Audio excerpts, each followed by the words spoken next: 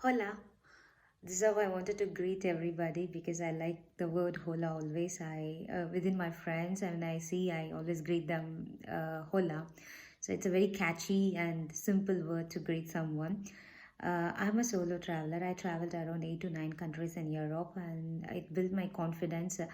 So I come from India. Maybe you could see from the way I dressed. So yes, I'm from India, and I never been be a solo traveler in India. So after coming to Europe, I live in Europe, and it built my confidence level to high that I can travel alone and I can do my things on my own. I'm really proud of that. So I thought, why don't I make videos and share my travel experiences? It is not super scary to travel alone, and you can also do such wonderful things in your life. So it might be useful for someone. So as I said, when I traveled alone 8 to 9 countries, it was super interesting stories, fascinated stories I come across. So this is my first ever video I wanted to share. I'm going to now share my recent travel experiences in Barcelona. So that's why I started with hola, but then I always start with hola because I like that word. So I spent 3 days in Barcelona. So I always, I'm a solo traveler, so I always don't plan much. I just book the tickets and go. Like I don't really I want to do this thing because for me, according to me, if I plan, I don't really go well with a plan or something. I just want to be raw and without knowing anyone and to meet new people and ask where is this, and otherwise I use Google Map.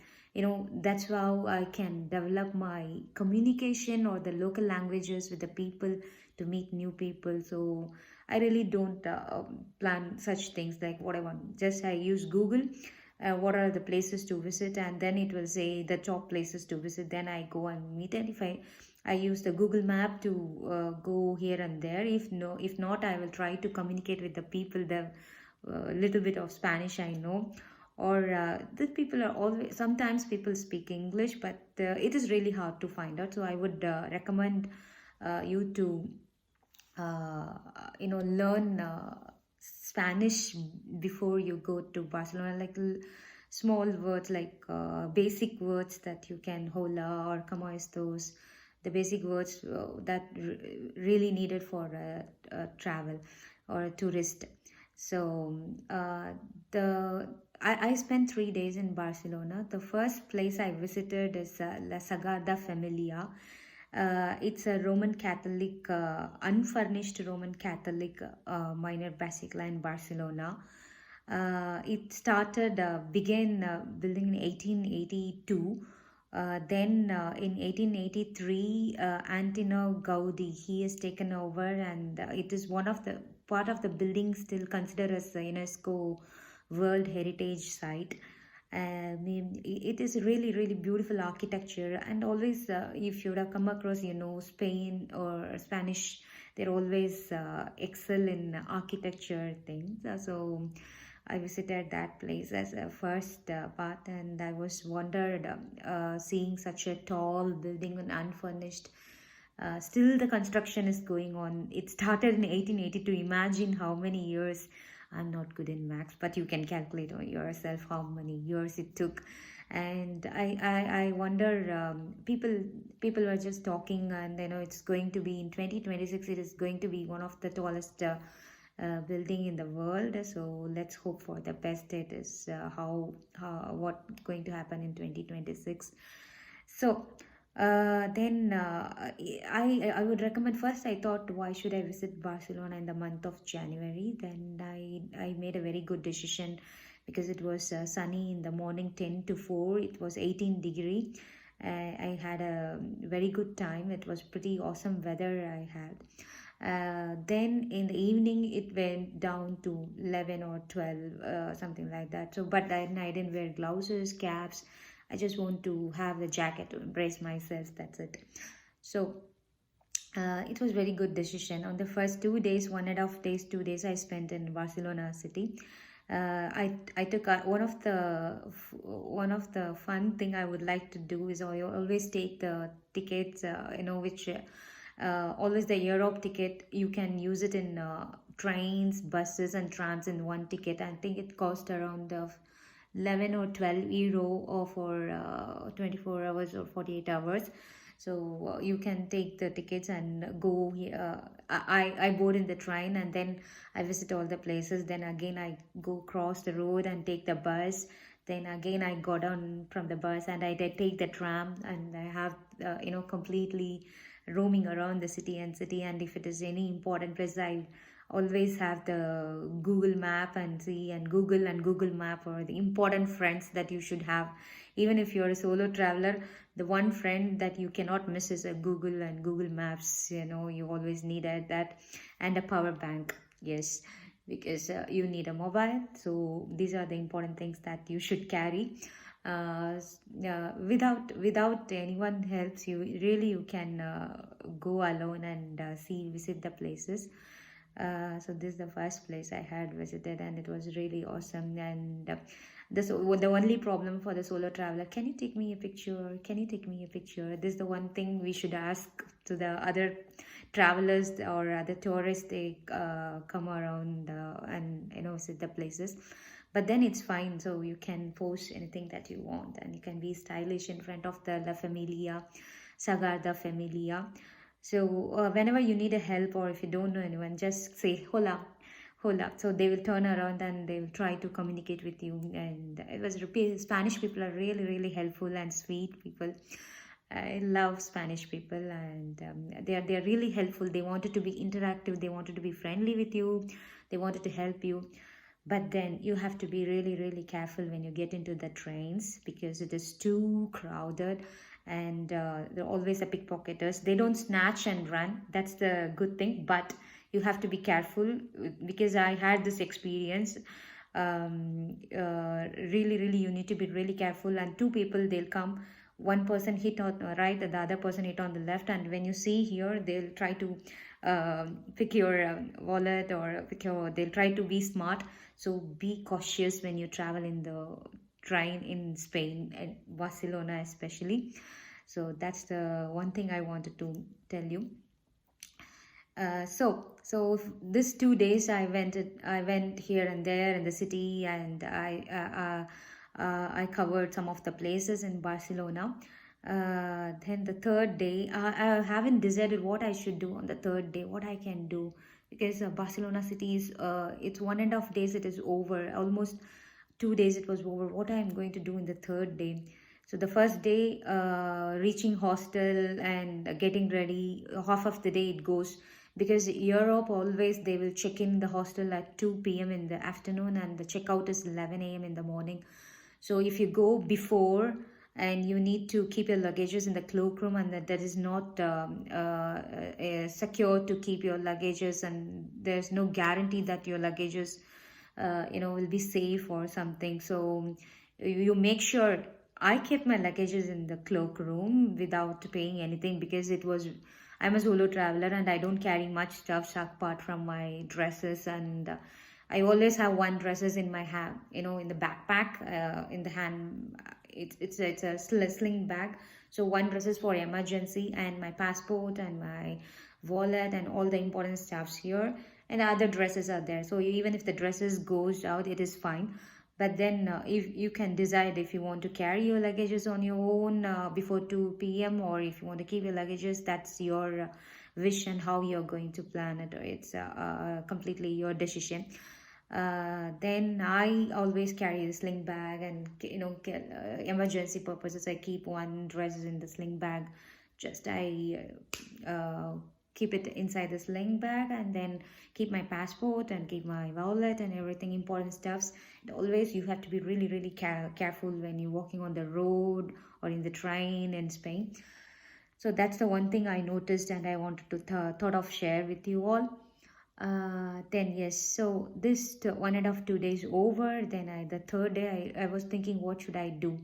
Then hop on hop off, people were offering. I just went, and I really don't go on hop on hop off, because hop on hop off, will be useful when you come with the family, elders and kids, where they can't walk much and they're not very much, when you catch the trains and buses, you need to always run and catch the train, and you always need to go here and there, and you have to be mentally strong when you come to Europe. You need to walk a lot.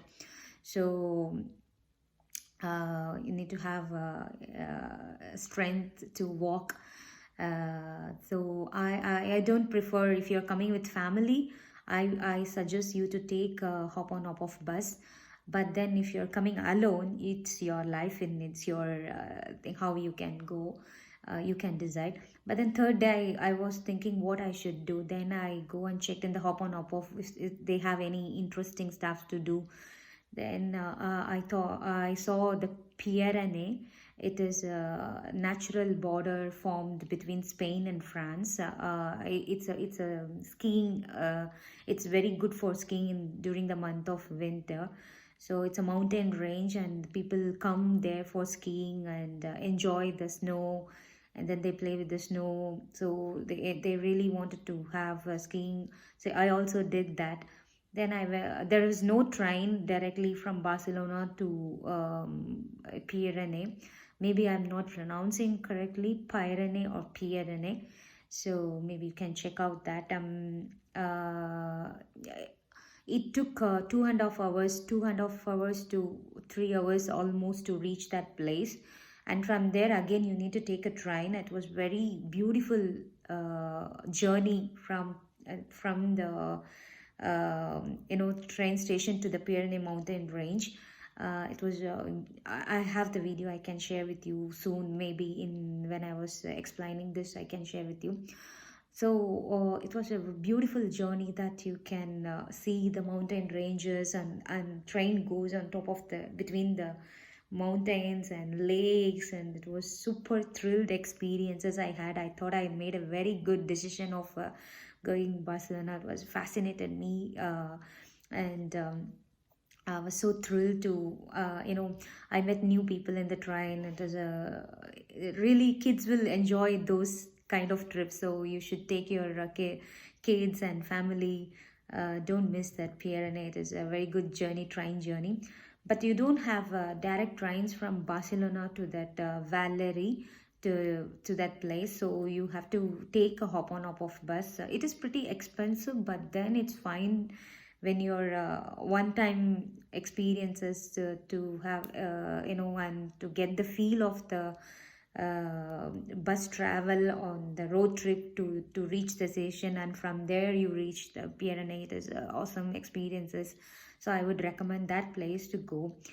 Then it was a beautiful snow. I was mesmerized with the way I always like snow. I was missing snow this year in my city, but then I was so thrilled to see the snow again, and I played and I did skiing, and that was my first time.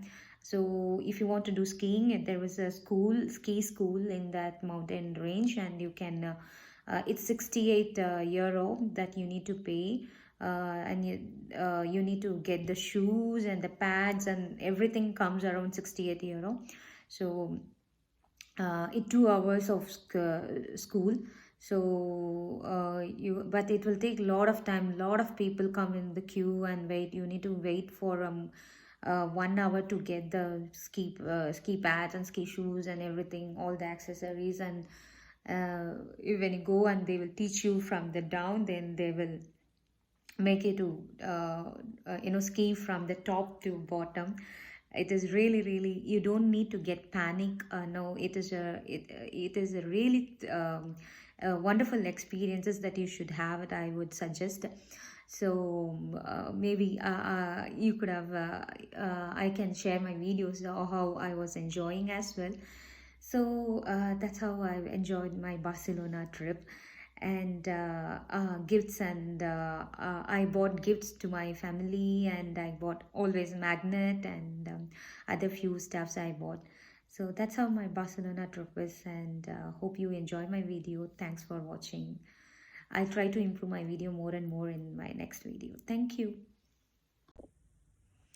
Hey guys, so now I'm going to explain about the Barcelona places I visited.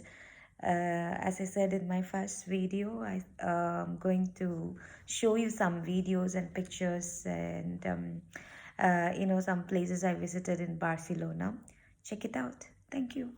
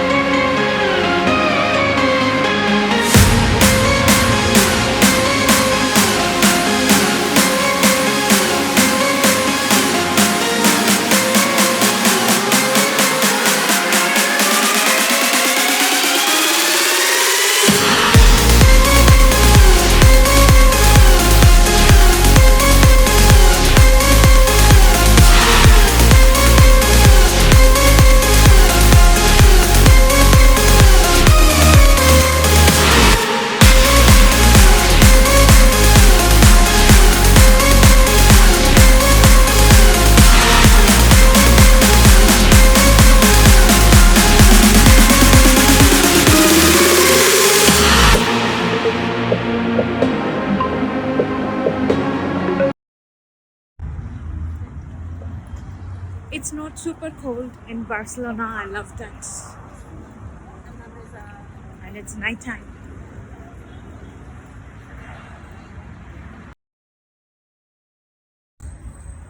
Hola. Now I'm heading to La Sagrada Familia. It's a famous church in Barcelona. So let's see. I'm just going to catch the metro and go. So the first place I visited in Barcelona is Sagrada Familia. It was built by Antoni Gaudi. He took over the design and construction of a new church for the city of Barcelona. This church is still unfinished. If you look at the video, you can see they are still constructing, and still it is going on for a longer time. But it is already recognized as a UNESCO World Heritage Site and one of the most important buildings in the world. And also, I heard in 2026 it's going to be the tallest building in the world. The details in the building is very much attractive, and you can see how tall it is and how still they are trying to build this church. So it is you can see the people around there, and they wanted to take pictures in front of the this beautiful piece of Barcelona. So Antony Gaudi, little information about Antony Gaudi. What he was a Catalan architect and a greatest exponent of Catalan modernism. So Gaudi's work have a highly individualized, kind of style. Most are located in Barcelona, including his main work, the Church of Sagrada Familia.